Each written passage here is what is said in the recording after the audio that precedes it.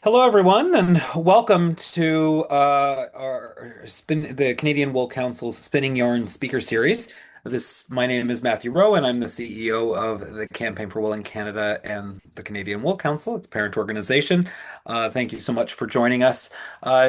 Spinning Yarns was, of course, created at your request to be able to give deeper insight into the activities of the Canadian Wool Council and the campaign across Canada, as well as the many interesting individuals and businesses that make this industry work and who are working towards building a larger, more profitable, more sustainable Canadian wool industry. Um, we are just on the edge of Wool Month, so we're most excited after a bit of a summer break. We're happy to be back. We've got a schedule of Spinning Yarn Speaker Series that will take us into right into December. And so please do take a look at all of the different speakers we have lined up. But again, we're always aiming to give you an insight into just again the elements that make this industry tick. And we're very fortunate to have two of those individuals with us here today, Brian and Aimee Hunstad, who are both sheep producers as well as running a sheep or a wool bedding business called Count Your Sheep, which is a very good name for when trying to get disease. And as we all know, that sleeping with wool is a surefire way to have deeper, longer lasting sleep. It's scientifically proven, and even if because of all the wonderful properties, the moisture wicking, the antimicrobial, the insulation, it really does. We've been sleeping. I'm not only an advocate, but I'm a user. So I have to say I sleep with both a wool mattress topper, wool pillows, and a wool blanket. We do have a wool duvet that we switch off with the blanket. But again, I can speak to the wonderful benefits that sleeping with wool does provide. So Brian and Aimee had a good chance to catch up in person at recently in Saskatchewan, which we'll talk a little bit about the end about the results of that trip, which will be debuting pretty soon. But just before I hand it over to Brian and Aimee, I just wanted to highlight. Obviously, we'll be doing a quick rundown on at the end on some of the activities that we have planned for Wool Month in October. Things like POS kits, the Innovation Prize, and a new announcement regarding a Wool conference. So we'll get into that at the end. We also, as usual, will be having a presentation followed by questions. So as you're coming up with questions as Brian and Aimee are presenting, feel free to pop them in the chat or raise your hand at the end, and we'll be happy to get to them then. So without any further ado, I'd like to hand it over to Brian and Aimee to tell us more about their life with sheep and their business of Count Your Sheep. So over to you, Brian and Aimee. All right. Thank you very much, Matthew. Appreciate the introduction. So, like we said, my name's Brian. This is my lovely wife, Aimee. We live in Hanley, Saskatchewan right now. We've been here for about 15 years, 16 years, something like that. Um, I'll show a couple of pictures here real quick if I understand how to do this correctly. There we go. We have six children, one son-in-law, and one grandbaby that's not in this picture. We originally, I cowboyed for a living, and then, 15 years ago, decided we wanted our own place. And so we bought not a big place, but a quarter section, which is 160 acres, and ran the numbers. I've always been in the livestock business, but sheep just kind of penciled out the best. And so we've had sheep. I had a farrier business. We did that. And then with the sheep, we kind of started getting into targeted grazing. And so we currently have a contract with the Department of National Defense. And so we do vegetation control there. We bring in about 1,000 sheep every summer, do that. We've done some contracts with other mines and things like that. And then kind of took off from there. And so wool was one of those things that was kind of a byproduct, kind of a pain in the butt. It didn't pay you enough to cover the gas to take it to the wool depot. And so that's kind of where I guess we started.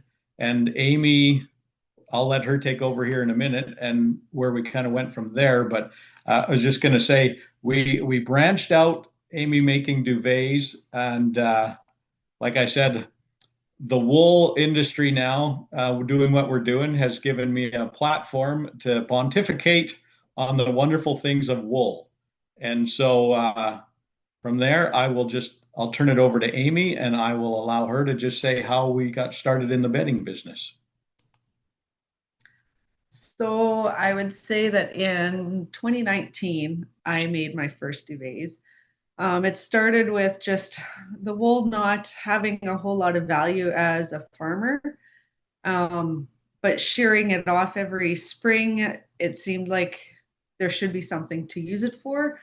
And so I did a little research, and the wool duvets seemed like the easiest thing that I could do or make, just for everybody in our family. With having the 6 kids and one for us, I thought that's a good jump.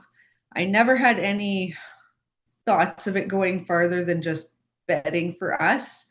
But after reaching out to some ladies who had mills and just asking about what kind of fleeces, what kind of sheep produce nice wool for duvets and pillows, I realized that we had the ideal sheep. So that was an added bonus. I didn't need to go looking elsewhere. I got way too much cleaned when I made for us. And so I started making for friends and family. I fell in love with the process of making them. It was just really neat to make something with the wool from sheep that we actually owned. It started out with just our sheep, and then we went to getting wool from our brother-in-law who lives fairly close and some friends. And we just kept blowing through that. By this time, we were doing trade shows, which was an easy way to just kind of get out there to be in front of people and say we're here and this is what we do. The business started on the floor in our basement because that was the only place I had room enough. And then Brian went and built me a quilting stand. So that was great because then I could move it into upstairs, which maybe wasn't so great yet, but it got it off the floor. It was a little more space manageable, and it went from there. So we've been able to really reach out. I guess the one thing that I've noticed with trade shows is it's not so much telling people we have it, but having to re-educate them on the qualities of wool and the benefits. And it's not just warm, but every characteristic of wool and how it works and how it's going to benefit you, right? There's a pretty big wall there between what people know and what people actually need to know to understand that wool is a really good product to use, either bedding, clothing, whatever. It's really good. So now we've blown through that aside. We've blown through all our wool from ours, neighbors, and friends in the area, and we are. I think this last year we got wool from 8 different producers in the province. So it's really branched out to where we can buy wool from producers in Saskatchewan that are feeding in a way that their wool is relatively clean and we can use it. So, yep. Yeah. We were shocked, I guess, at the demand for local things. Like, people are interested in a product, but when they find out you're the initial producer, that people would get really interested, which was which was kind of cool. And so we decided that to encourage the sheep industry, we're like, let's run with this and maybe we can do something to, I mean, we can't change the world, but we can maybe encourage the sheep industry in Saskatchewan a little bit by selling a good product that's local, that is a benefit to the consumer and a benefit to the producer. And so we have started, I'll just throw up some more pictures here real quick. We expanded out of the living room, and we thought before we built the building, we thought, well, we'll rent an Atco trailer. So we got an office trailer in our yard. We look like we're running an oil rig or a construction site, but we've got that just to get stuff out of there and to give Aimee some more room and sanity in our house, because everybody like was under the threat of death if they walked in the living room when Aimee was sewing or making duvets. So we have this space now. It's great. It doesn't look like a lot of room and it looks squishy, but Aimee's really happy. We've got some young girls helping us in the neighborhood that come over and help do a little bit of sewing. I don't know if you want to touch base on what it's like having the girls in there or having the space. It's really good. I probably could have cried when we actually got the trailer in and the tables and just the space, because everything that's there outside of that big table in the center was in our house. So, and then I also homeschool. The boys are still in school. So trying to homeschool and saying don't move anything, but you need to do your work, it gets a little tricky. So this just, yeah, it makes it so much more manageable to be able to still run home, but then I can just walk through the trees and work on the bedding as needed. I have two girls that are local to the community that come in Monday to Friday, sometimes 3 days, sometimes all five, depending on the demand of product we're needing to do. And they're getting good enough that I can just give them a list of what needs to happen and shut the door and they are good to go. So it's getting really nice when life gets busy that I have somebody that can be in there and make stuff up to my standards. So it's taken a little bit, but we're there. So yeah, we've expanded to this end of winter, spring, with some friends we know. They encourage us to get online. So like we had a website, but you couldn't buy on it. So now we have an e-commerce site that we can sell off of. People can order, which has been good. Also pretty steep learning curve when you're an outside guy messing with livestock to all of a sudden become trying to figure out how to be a techie guy. So let me just ask the question. Are you able to get your bats made locally? Yeah, we get all our wool is cleaned and processed at Custom Woolen Mills in Carstairs, Alberta. So Maddie and all the ladies there do all that for us. The other thing we're starting to do more is more marketing. That's trade shows are good, but we're away from home. And so we're starting to figure out how to do more social media marketing, more online marketing, which has been good and bad. We have had some things to get website traffic. We hired an influencer and that was a total bomb. But it's all good. That's how you learn, right? So yeah, I guess our future goals, our number one goal is to build a building. That's, I'm in talks with the bank right now. We need to get rid of this trailer on our yard and have more space to build more stuff. We contacted, like we know a sheep producer that we can get a lot of wool from that's clean. And so we're ready to expand. Do we get any support from our local Chamber of Commerce? No, but we haven't reached out for it.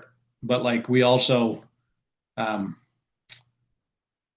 think we're kind of not in the middle of nowhere, but we're pretty spread out where we are. So the local Chamber of Commerce would be pretty small in the local towns if they even have one. But definitely something to look into. Um, yeah, so we want to build a building. Our goal in our area, there's lots of young kids, and we want to be able to give them jobs. If we don't have jobs, they're going to leave. Like if there's not, if you want to call it that entrepreneurial vision in our area, people like they'll just go where the jobs are. So anything we can do to encourage that is something we're wanting to do. And lastly, and this is something I'll just show a picture of, we're pretty big on, is we want to encourage and promote the Saskatchewan and the Canadian sheep industry. This is the Grassland Sheep Show at Humboldt. The sheep industry in Saskatchewan is very optimistic. Everybody is there to encourage one another, support one another, help one another, and anything that we can do to encourage that and encourage the sheep industry as a whole, we're there for. So if we can support buying wool, support the eating of lamb, there is no wool industry without people eating lamb. And so anything we can do to promote that is kind of our goal. This business or industry has been really good for us, and so we want to return that as much as we can. Yeah, I guess we're kind of running out of time. What we thought we would do is Amy's going to go through some of the things that we make quickly, and then we can kind of get into questions or anything that people have. So if you want to do that, dear. Okay, so I started with the duvets, but we're going to start with pillows here. So we make. You can go there. Go to the duvets. Go to duvets. There you go. All right. So the duvets, we use a 500 thread count cotton. I started out with a lower thread count, and I found the wool just would seep through the weave, and that was consistent even with the few that I had first made for some friends. So we just jumped it straight up to a high thread count, and so this white cotton, it's a cotton sateen, and we get it from the States down in North Carolina, somewhere down there. But it's a very nice. It feels good. It feels really nice. It feels good. But I use the wool batting and I cross it one way and then the other way, and then it's all hand tied. And that just, it gives it I have a lot of people at trade shows, they're like, oh, that's the same way my grandma used to do it, just tying it like that. So it adds a little bit of older, I don't know. Nostalgia. Yes. And then that just keeps it from shifting, right? The bats are never going to shift. You're not going to have that wool migrating down the same as if it was just a loose fill. The pillows, we do any size from crib, toddler, all the way up to body pillow. And so we do soft, extra soft, soft and firm. And that's, yeah, there's a huge demand for pillows. We had no idea that people liked pillows as much as they do. We started going to trade shows selling duvets, and everybody kept asking us for pillows. So Amy started making pillows, and we sell a lot of pillows.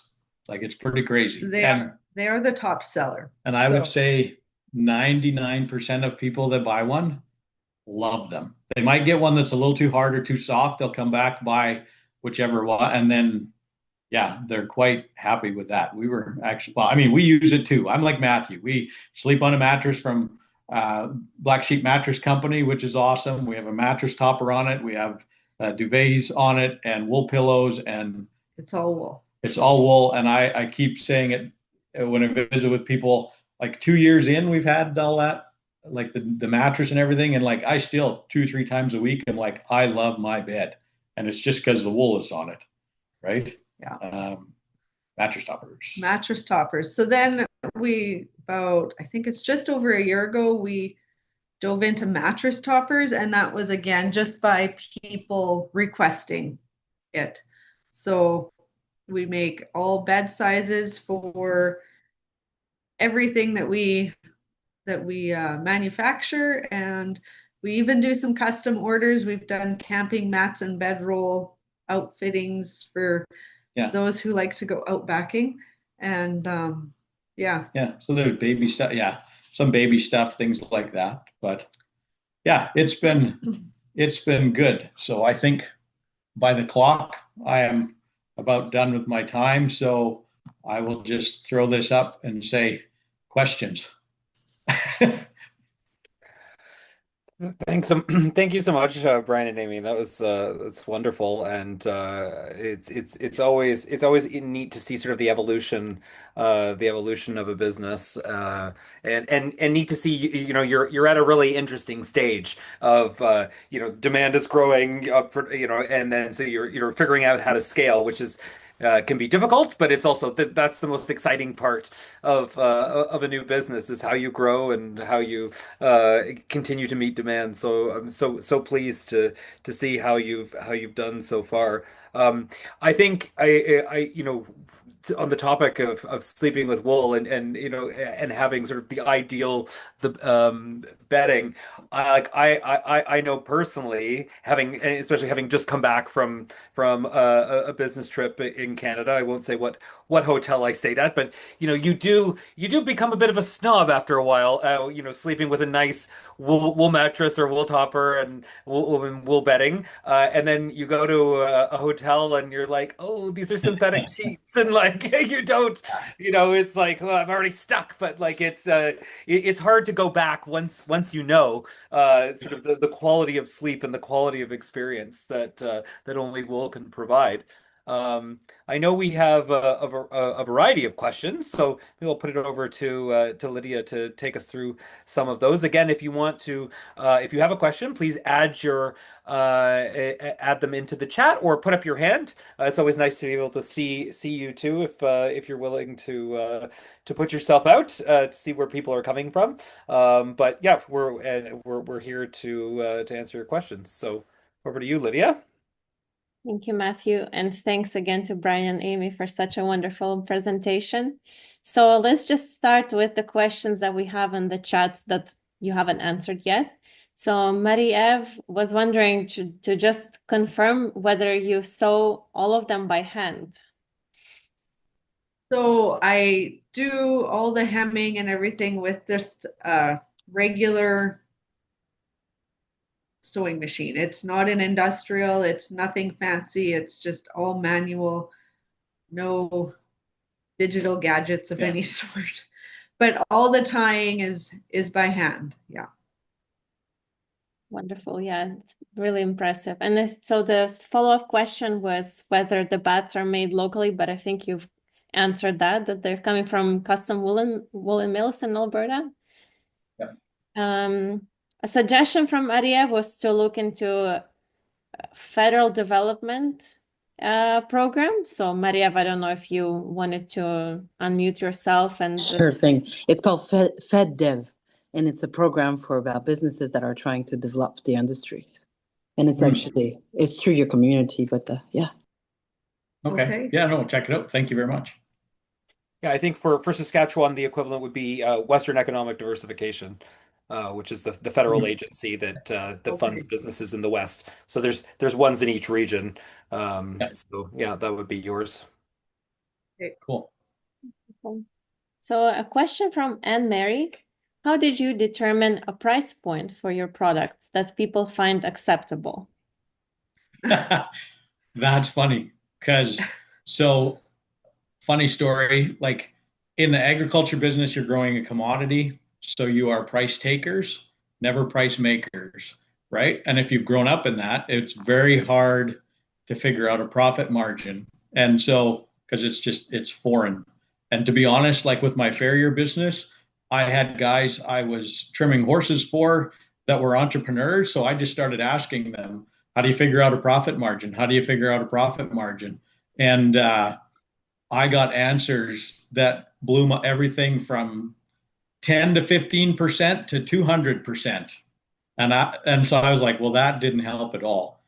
So what we kind of did is just went out and we're like, okay, what are wool duvets kind of selling for?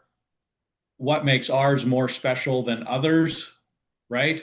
what's an acceptable amount of money that we would like, you know what I mean? Like our kind of our goal, and just figured it out from there.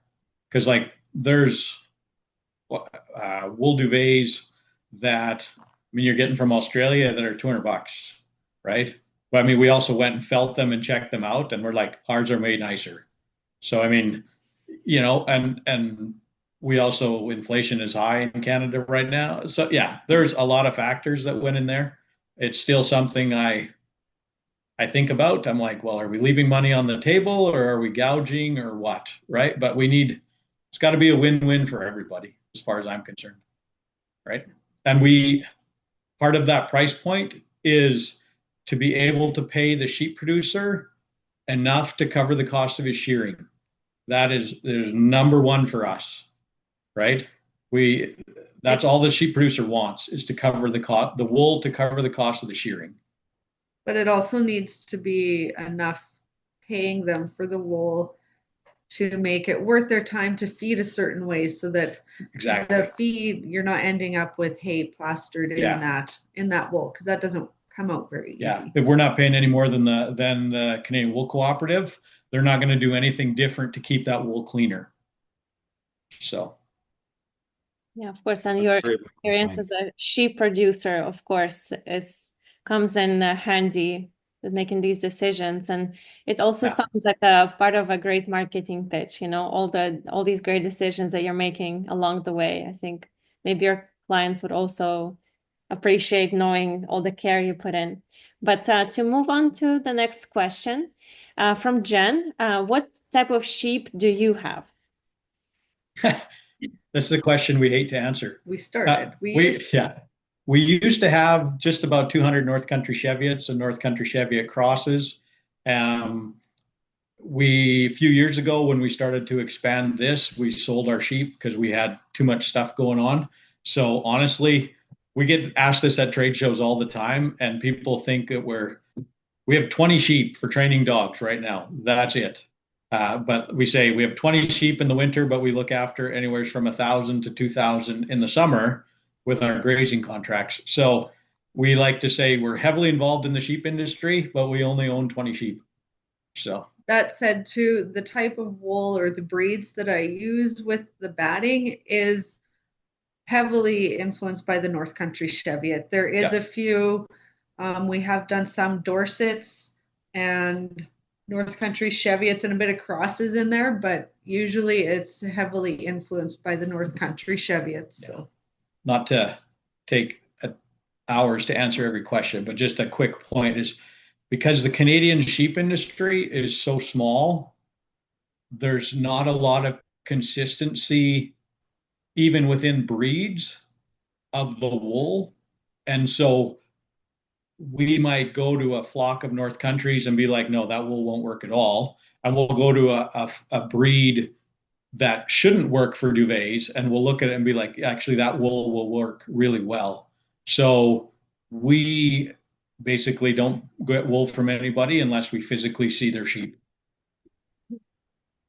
That's a really good point. It's something actually that's come up in some of our international meetings where, we're meeting with people from New Zealand, and when they hear that our breed diversity is sort of similar to the UK, but without even sort of the economies of scale that the UK have in terms of numbers of each kind of breed, they're sort of in shock, and they're like, oh no, we used to do that, but then we picked sort of 3 or 4 breeds, and the vast majority of all the sheep in New Zealand are from those 3 or 4 breeds. And so that was sort of some unsolicited advice to us that, while it's lovely to have a diversity of breeds that from a commercial production perspective, having a larger amount of a fewer number of breeds is where we should be steering as an industry. So I just wanted to let that go, or I didn't want to let that go, because I thought that was an important point that's come up that isn't always appreciated. And even amongst, again, like our patron is a big supporter of rare breeds, and that is important to preserve the genetic diversity, but to have a viable market, you need fewer, we need less, more of less, I guess is the point that was being made. Just before we jump into another question, I wanted to For you, Aimee, I noted your sweatshirt. I'm wearing my matching hat. I was wondering if you could show everyone your sweatshirt, produced by our good friends at the You see that? Saskatchewan Development Board. Sort of. Yeah, those are available at the U Shop in Saskatoon. Yeah. Alongside your It's a great product. message, and back to your point about, without a meat industry, we don't have a wool industry. Right. So I think it makes a good pick. I also just want to highlight, just as a point of cute regional difference. Of course, I would call what you're wearing a hoodie, but you call it something different in Saskatchewan, A bunny hug. which I think is so cute. So there's a couple of follow-up questions around wool and wool quality. So Anne Mary is asking, is it important to use breeds that produce wool that doesn't felt? Or maybe if we rephrase it as, are there certain qualities in the wool that you're looking for when you're choosing the wool to put into duvets or pillows, maybe so they don't compact too quickly? Could you elaborate on that a little bit? So when we first started, I really didn't know anything about wool. We were ignorant wool farmers or sheep farmers that produced meat. But over time, I've come to realize, and I knew right away, just in talking to some of the ladies that ran mills and had worked with a lot of wool, the fleeces that we were using were quite nice because they were fairly dense, but they had a lot of loft. So they have to be at least 3 inches long is what I like for my fleeces, and then some crimp in there so it's got a good bounce and everything. But I do definitely stay away from really coarse feeling, like when you feel it, you can tell what it is, but a really stiff, coarse wool. And because even in the North countries, and you can feel that it is in there. And for that reason, we do basically put our hands on every single fleece that we use. And I do stay away from the felting fleeces because I can't guarantee that everybody's going to follow the instructions on their care for a duvet or bedding. And I don't want them to wash it in a way that it's going to felt and knot up in there. So it just, yeah, I do stay away from the felting fleeces, the easily felting fleeces, for sure. Well, thank you for that. So keep your questions coming, everyone. But in the meantime, I have a couple of questions for you, Brian and Aimee, that I've prepared ahead of time. So what do you think are the main challenges and successes of the sheep and wool industry in the prairies, or Saskatchewan more specifically? You mentioned the grasslands show, so perhaps you can tell us a little bit more about where you think your local industry is heading towards. Sure. The biggest challenge to the sheep industry is we don't raise enough lambs. Honestly, that's I think 2/3, this last time I heard, or 75% of the lamb consumed in Canada is imported, right? So there's a huge amount of expansion. Some of that is, well, not political, that's not the right word, but it's just they can import lamb from New Zealand and sell it at Costco for $150. And most Canadian producers can't raise a lamb for $150, right? And so until there is, if you want to put it, tariffs, no, that's not the right word, but some price parity, it's really hard. Yeah. And there's a stigma, especially out west, against sheep farmers, cowboys versus the sheep farmers. And so guys don't want to raise sheep. So that's a bad thing. The benefits of it, at least in Saskatchewan, things like that, we have a lot of people that are starting to, instead of wanting to sell their lambs on a big market, they're starting to think local and direct marketing their lambs. And to educate people about eating lamb, But to direct market it, we have a product that works really well. It's a protein source. A butchered lamb in a box is approximately 40 to 45 pounds, which fits really well into an apartment size deep freeze, which is what most people that live in the city have, right? And it doesn't break the bake, excuse me, it doesn't break the bank to buy it, right?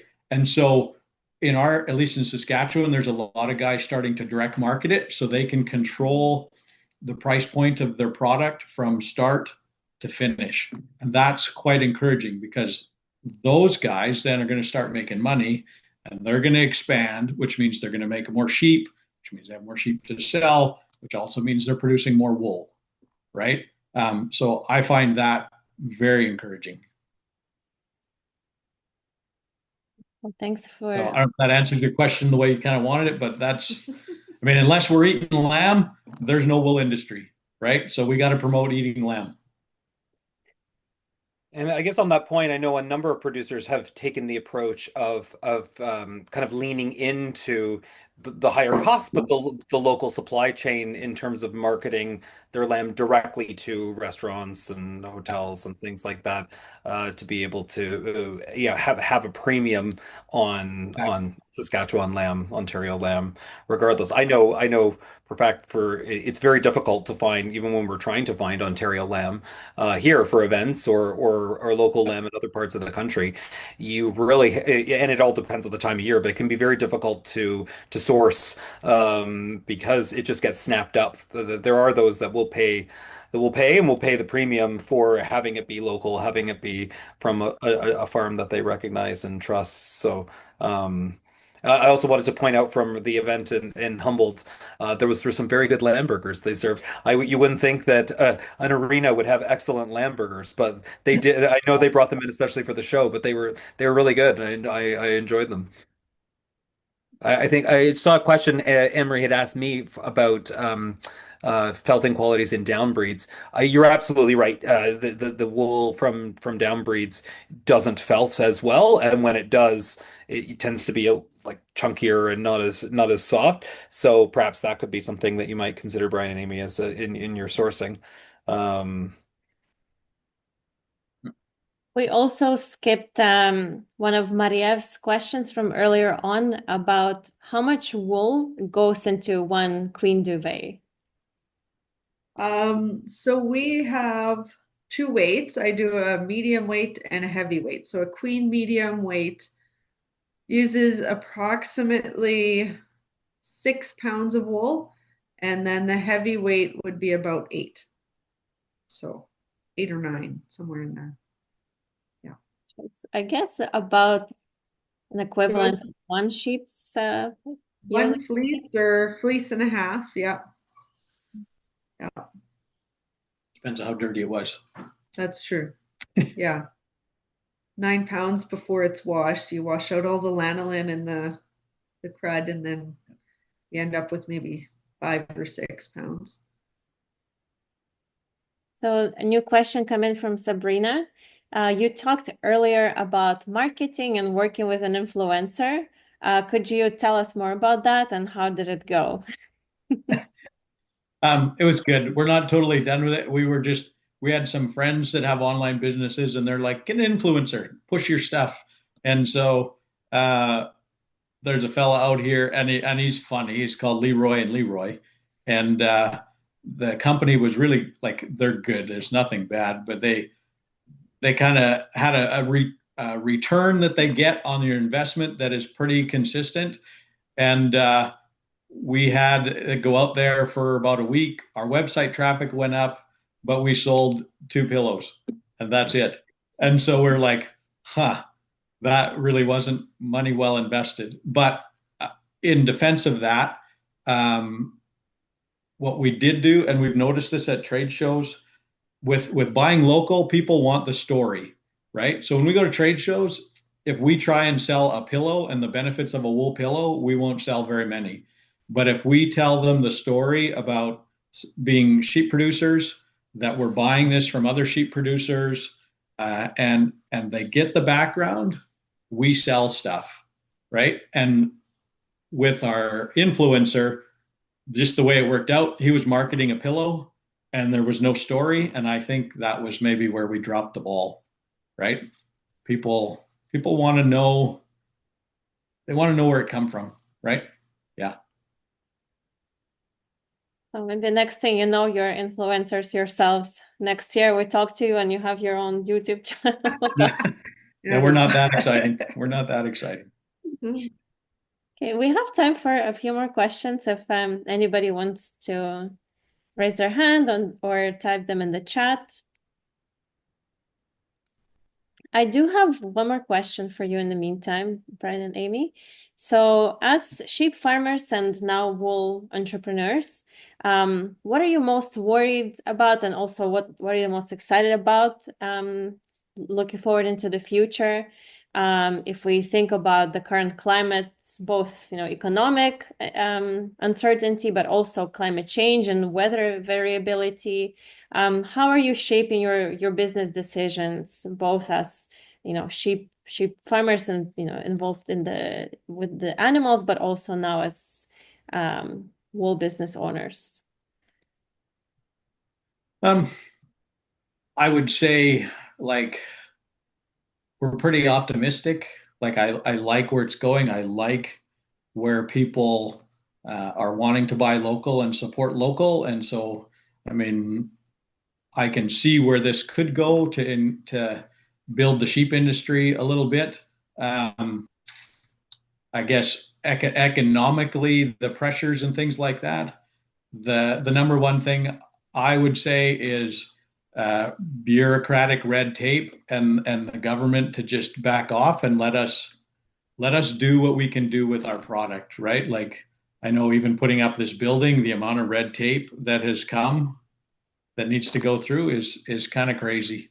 But I mean, and then if you want to talk environmentally, I'm very encouraged, at least in our area, like with the opportunities there is for sheep farming to do targeted grazing, to supply local meat, the benefits, like we're doing weed control with animals, right? So guys aren't having to spray, stuff like that. I mean, my daughter she works for us and works for another company where they have 3,000 goats doing weed control, right? That's a lot of spray that doesn't have to go onto the ground, right? So, I mean, there's a lot of synergies, to use a big word, synergies that work with the sheep industry to help the environment to benefit. Like there's the guys doing solar panels. I hit up the city of Saskatoon. They're putting up a solar farm. I'm like, you guys need sheep in there, so give me a call, right? So there's lots of things that work. And all these sheep produce wool. And they all produce wool, which means you don't have to sleep with petrochemicals. Yes. Right? Yeah.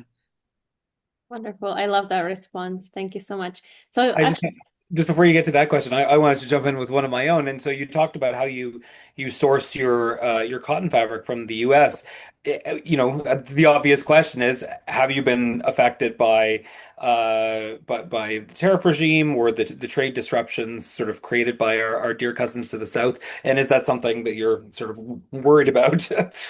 I was, but I'm not now. Like we as North America have pushed all our industry to Asia, right?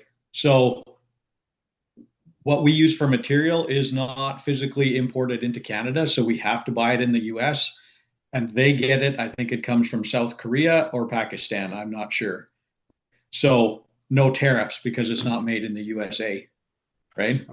I mean, all our weaving and all that stuff is offshored. So which is too bad. We need, like even in the wool industry, we need wool mills. We need that manufacturing, I personally believe, brought back to our country, right? But anyway, tariffs doesn't bother us. Are you seeing that maybe that they're passing on, like, are your costs rising based on, again, anything sort of going through the States, I think is concerning at the moment in terms of what those, if those trade lanes are going to stay open and what are going to be the barriers on them. So just curious as whether that's affected you or not. It hasn't yet. So last time we ordered material in was in the spring, August. Okay. And there was no issues. It was easy sailing.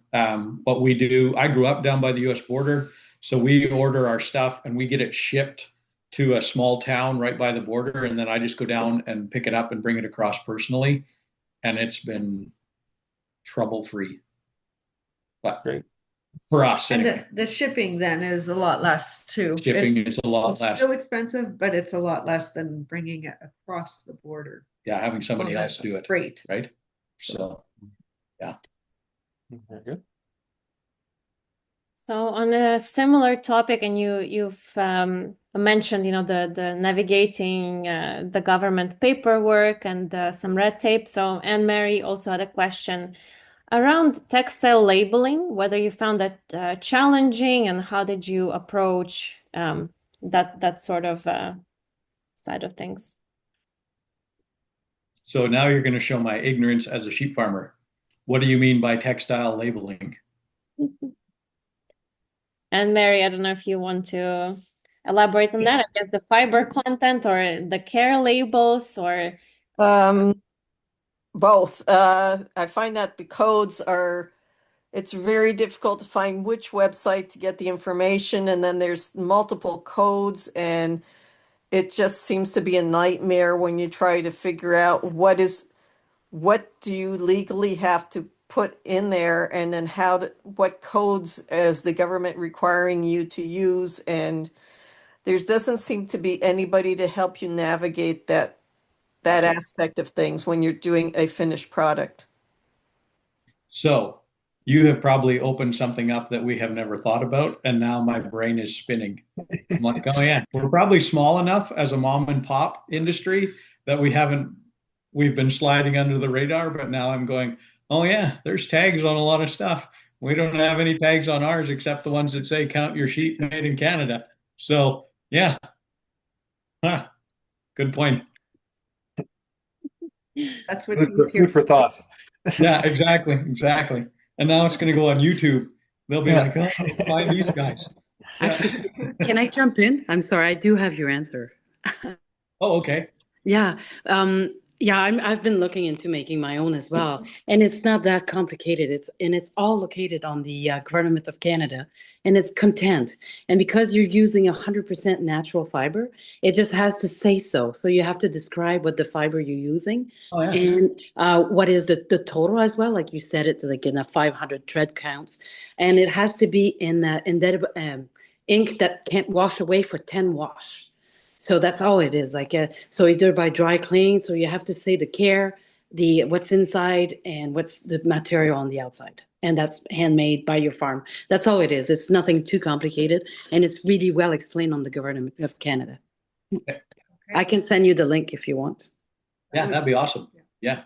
Great. If you could pop that in the chat, I'm sure that obviously there's other people on the call that would be grateful to have that information as well. Yeah, that's cool.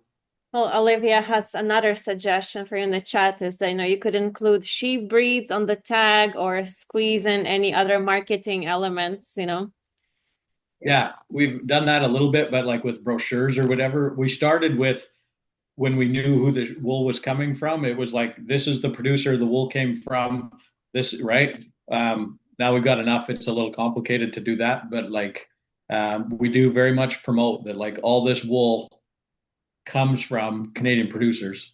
In fact, there's a group called the Canadian Wool Cooperative, right? Mm-hmm.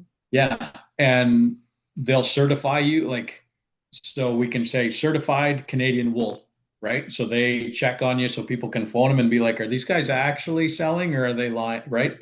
And so that's actually we're pretty encouraged by that. Yeah.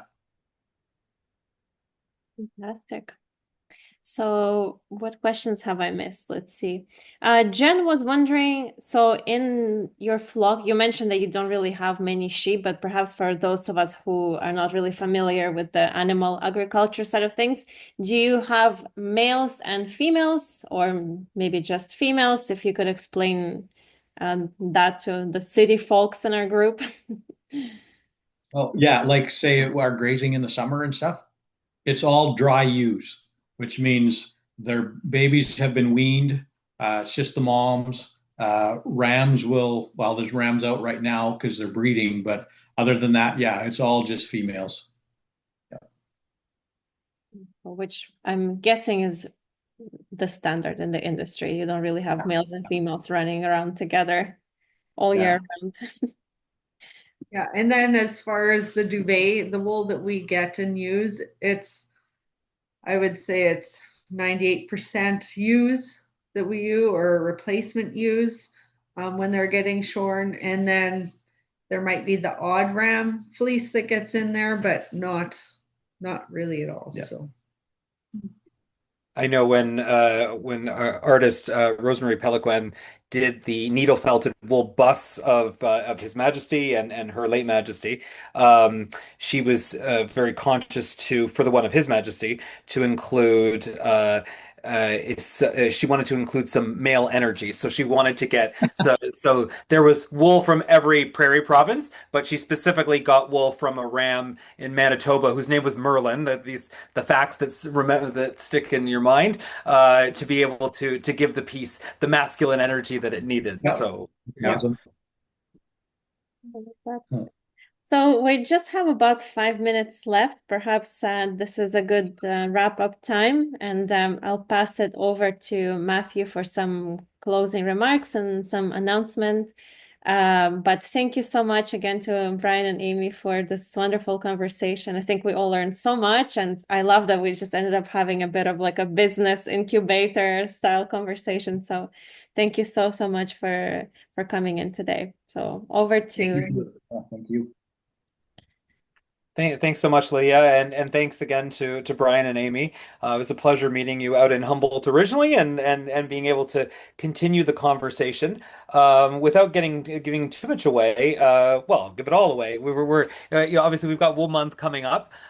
You'll be able to see some of the Count Your Sheep products and interviews in one of our upcoming Fabric of Canada short films. This one that is supported by the government of Saskatchewan and the Saskatchewan Sheep Development Board, which we're very grateful for.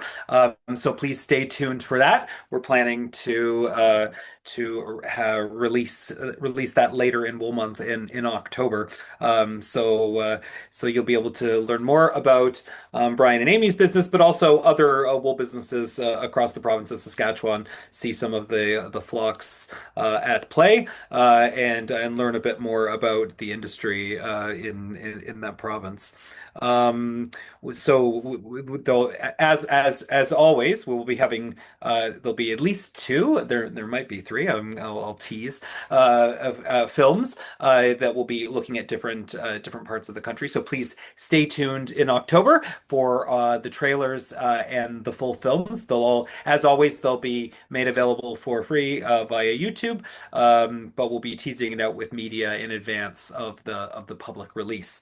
So a few housekeeping items. I noted I didn't know if I saw Jane on here, but I realized in my opening remarks I didn't do my normal origin story for the Campaign for Wool. So to make her happy, I just have to reiterate, obviously, that the Campaign for Wool began on a windy pier in Pictou, Nova Scotia, launched by Their Majesties the King and Queen, and we are now in our 11th year of operation, if you can believe that.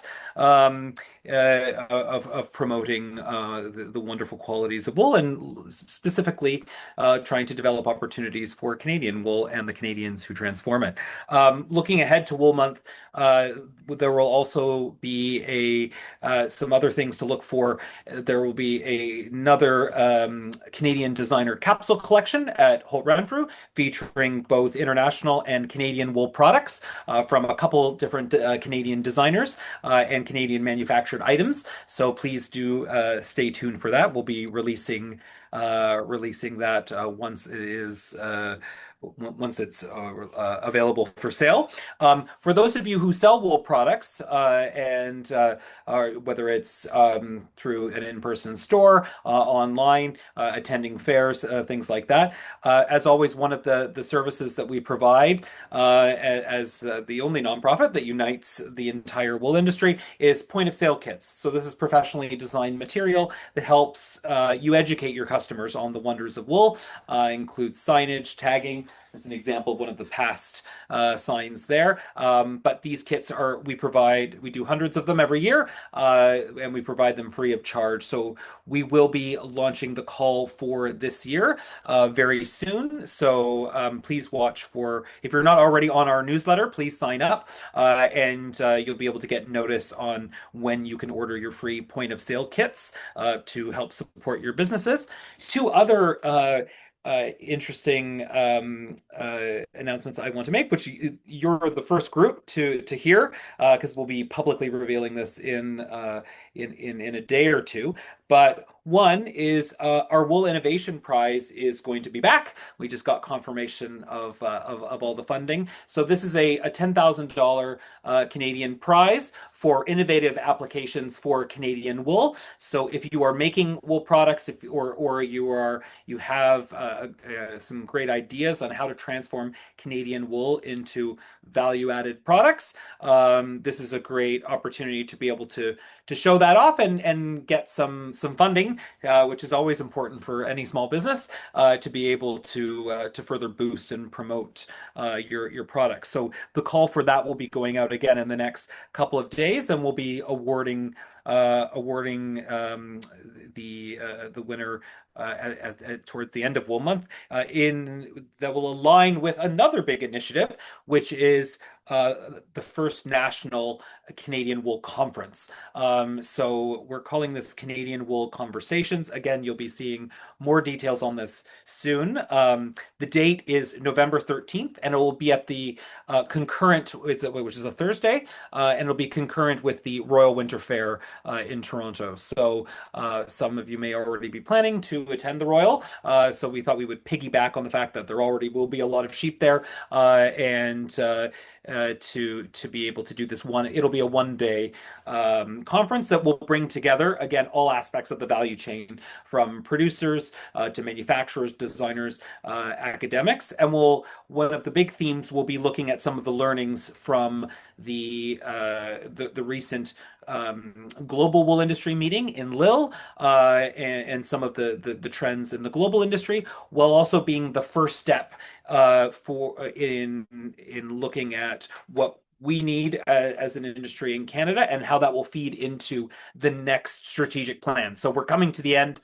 We created, of course, in the Wool Plan, the first ever strategic plan for the industry. We will be that expires next year, so we'll be looking to create a new 5-year plan, and the conference will be the starting point for identifying what those priorities will be. But there'll be many other opportunities, and it's for you to be able to feed into that. So lots coming up in the future. I guess I should also mention our sold out trade mission. It's more of a FOMO thing, because you can't come because it's already sold out, but making you think about maybe joining us next year. So this is a group of Canadian wool industry participants. We've got a few mill owners, some brand representatives, and a few supporters, and be traveling over to the UK to visit with the English wool industry this time in Yorkshire, and touring a number of mills, finishers, scouring plants, things like that, to see a really good view of the British wool industry. Well, and ending off with I mean, they do quirky showpiece events very well over there. So we'll be participating in the annual Sheep Walk, where we get to bring sheep across the River Thames into the old city of London, as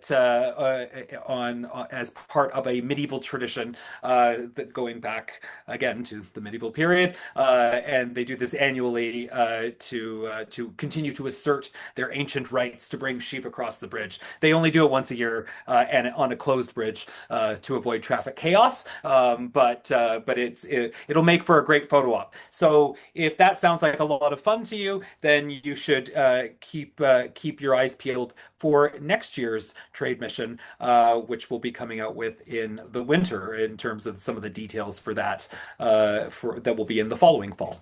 So yeah, lots going on in Wool Month. I want to thank again Brian and Aimee for joining us for Spinning Yarn Speaker Series. I want to thank all of you for joining us today and look forward to hearing and seeing from a lot of you throughout Wool Month in October. Thank you again and have a great day.